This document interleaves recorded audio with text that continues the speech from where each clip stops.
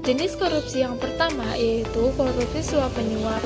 Korupsi ini merupakan tindakan pemberian uang atau menerima uang hadiah yang dilakukan pejabat pemerintah untuk melakukan atau tidak melakukan sesuatu yang bertentangan dengan kewajiban, sebagaimana perbedaan hukum formil dan material.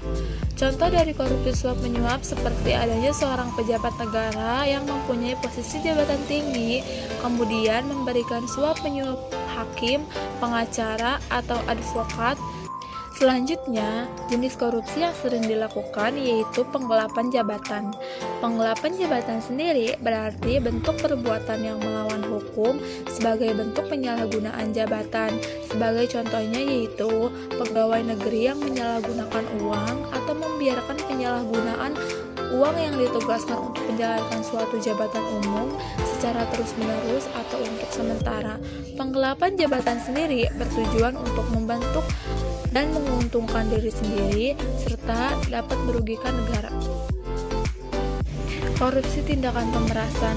Korupsi ini yang bertujuan untuk menguntungkan diri sendiri atau orang lain dengan cara melawan hukum, dengan menyalahgunakan kekuasaannya, dengan memaksa orang memberikan sesuatu, membayar atau untuk menerima pembayaran dengan potongan, dan untuk mengerjakan sesuatu bagi dirinya sendiri.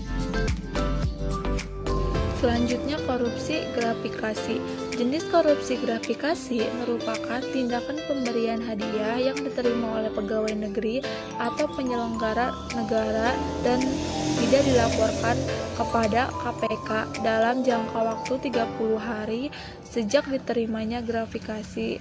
Gratifikasi dapat berupa uang, barang diskon, pinjaman tanpa bunga, tiket pesawat, liburan, biaya pengobatan, serta fasilitas-fasilitas lainnya.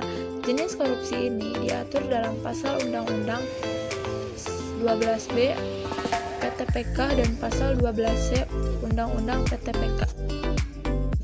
Selanjutnya yaitu korupsi benturan kepentingan pengadaan.